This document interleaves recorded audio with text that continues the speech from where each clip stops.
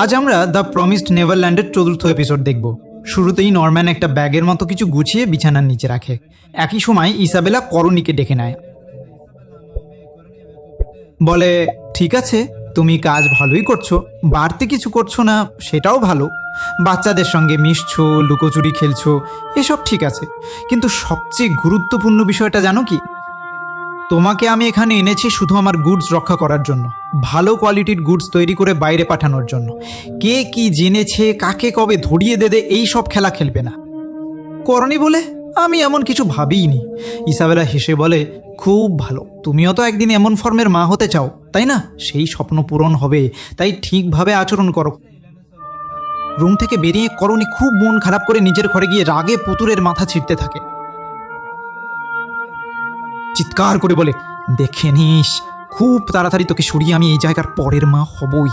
পরদিন সকালে তিনজন কাপড় শুকাতে দিতে দিতে নরম্যান বলে, এখন থেকে লুকোচুরি আলাদা আলাদা না, টিম হয়ে খেলবো। এমা জিজ্ঞেস করলে রে, বলে আলাদা খেললে যেমন ধরা পড়ি, তেমন আলাদা পালালে মরে যাব। তাই টিমে খেললে একটা ফরমেশন বানানো যাবে, সবাই একসাথে থাকবে।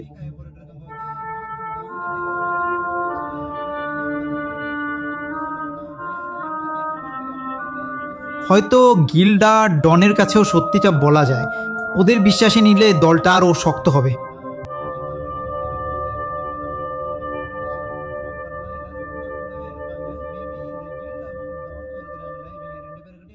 ওদেরও দলে নিলে 5 জন লিডার দাঁড়িয়ে যাবে, কিন্তু রে ভাবে, ড্যান আর গিল্ডা যদি মায়ের গুপ্তচর হয় তখন কি করব? নরম্যান বলে, সেটারও প্ল্যান আছে। এমাকে বলে, আমার কাছে 100 ফরমেশন আছে, তুই মুখে বলবি, আমি মনে রাখবো। এই নিয়ে মজা করে ওদের কনফিউজ করব। তারপর সবাই দল বেঁধে জঙ্গলে ঢোকে। রে এক দল নিয়ে খুঁজতে যায়, কিন্তু আসলে নজর রাখে ছেলেরা ঠিকমতো করছে কিনা। গেম শেষে দেখা যায় ফিল নামে ছোট্ট ছেলেটা দারুণ খেলছে।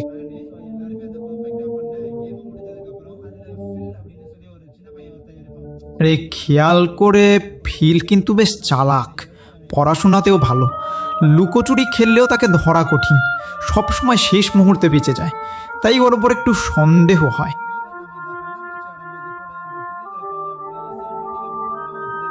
নরম্যান আর রে একে অপরের দিকে তাকায়। এমা বলে, এরা তো আমার পরিবার, আমি ওকে সন্দেহ করতে চাই না। নরম্যান সোজা বলে, সন্দেহ করতেই হবে, না হলে আমরা বাঁচব না।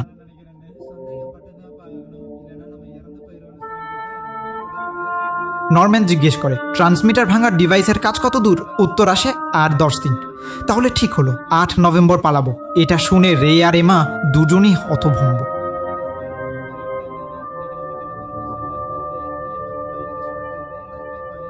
রে বলে, কনিকে তো 2 সপ্তাহ আগে পাঠানো হয়েছে, সাধারণত 2 মাসে একজন যায়, মানে আমাদের 1.5 মাস সময় আছে, এত তারা কেন?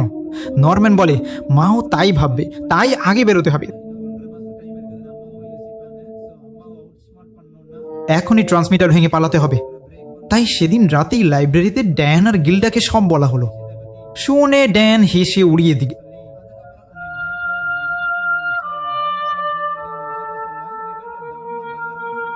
ব্যাম ভাবে এটা প্র্যাঙ্ক, বলে মা আমাদের শত্রু হতে পারে না।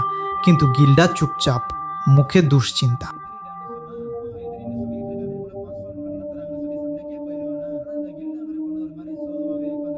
গিল্ডা বলে, আমার মনে হয় ওরা সত্যি বলছে। কনিকে যেদিন নেওয়া হলো সেদিন এমা আর নরম্যান গেট পর্যন্ত গিয়েছিল, এটা অদ্ভুত। ওরা সাধারণত নিয়ম ভাঙলে মাকে জানায়, ক্ষমাও চায়, কিন্তু সেদিন কিছু বলেনি, তাই সন্দেহ হচ্ছে। কনি কি নিরাপদ? নরম্যান বলে, জানি না। রি অবাক।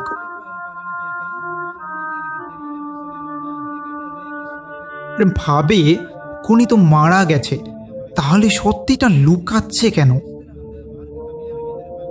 দেখা যায় যাদের নম্বর কম তাদেরই 6 বছর বয়সে পাঠানো হয়েছে। হিসাব মিলিয়ে বোঝা যায় নরম্যানরা মিথ্যে করছে না। কনিকে বাঁচাতে পারিনি, কিন্তু কমপক্ষে এখন যারা আছে তাদের বাঁচাতে হবে। তখন প্রশ্ন, সত্যিটা ড্যানদের বলনি কেন? সব সত্য জানানো দরকার নেই, কাজ করার জন্য যতটুকু দরকার ততটাই যথেষ্ট। আর ড্যান গিল্ডা স্পাই কিনা সেটা ধরতে ফাঁদও পেতেছি।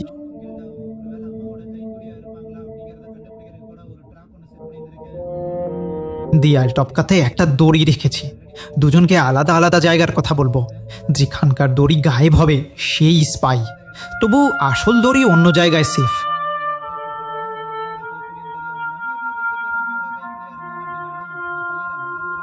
নরম্যান আত্মবিশ্বাসী, পালানো আটকানো যাবে না। রাতে সবাই ঘুমালে গিল্ডা চুপি চুপি বেরোয়। এদিকে ইসাবেলার ঘরের নিচে একটা চিরকুট পৌঁছায়।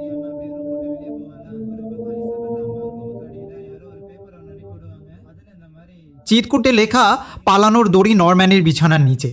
গিল্ডা করণীর সঙ্গে কথা বলতে গেলে এমা দরজার পাশে লুকিয়ে শুনে। গিল্ডা নাকি মন মরা ছিল, তাই ডাকা হয়েছিল।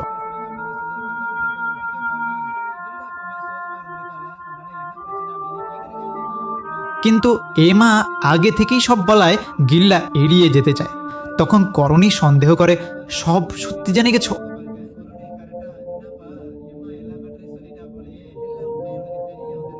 গিল্ডা ভয় পায়, কি এমা বাইরে করণী ধীরে গিল্ডা সামলে বলে, এমার সাথে একটু ঝগড়া হয়েছে, তাই কি সব বলে দিয়ে বেশি কিছু না, তোমরা চলে কিছু লুকাচ্ছ। আমি কিন্তু সব বুঝতে পারছি, সত্যিটা কি তোমার জানা হয়ে গেছে? বলে সে গিল্ডার মুখের ওপর তাকিয়ে থাকে। এমাকে দেখে গিল্ডা বুঝে যায় সে শুনেছে, জড়িয়ে ধরে কাঁদে।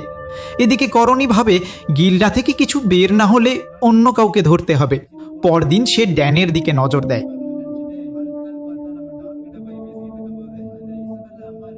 ইসাবেলা সবসময় ওদের লক্ষ্য করছে। হেমা বলে গিল্ডাকে বিশ্বাস করা যায়, কিন্তু রে জোর দিয়ে বলে আমাদের মাঝে বিশ্বাসঘাতক আছেই।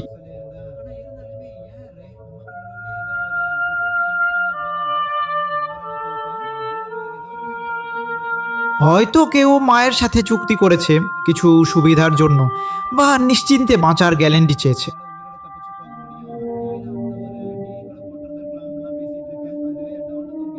রাতে নরম্যান এমাকে জিজ্ঞেস করে, যদি সেই বিশ্বাসঘাতক নিরাপত্তার জন্য এমন করে থাকে, তবু কি তাকে বাঁচাবে?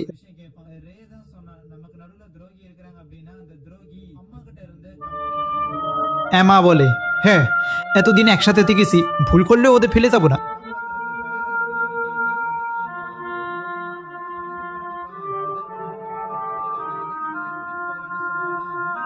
সে আরও বলে, কেউ না চাইলে টেনে নেব, সন্দেহ থাকলেও সবাইকে নিয়ে যাব, সবাইকে বাঁচাবো, পিঠে ছুরি মারলেও।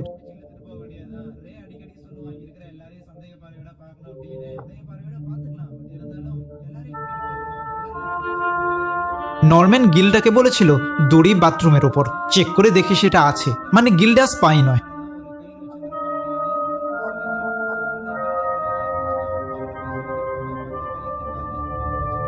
তো বিছানার নিচে দড়ি নেই, ওই জায়গার কথা ড্যান কি বলেছিল? তাহলে ড্যানি রে এমন বলতেই নরম্যান চমক দেয়।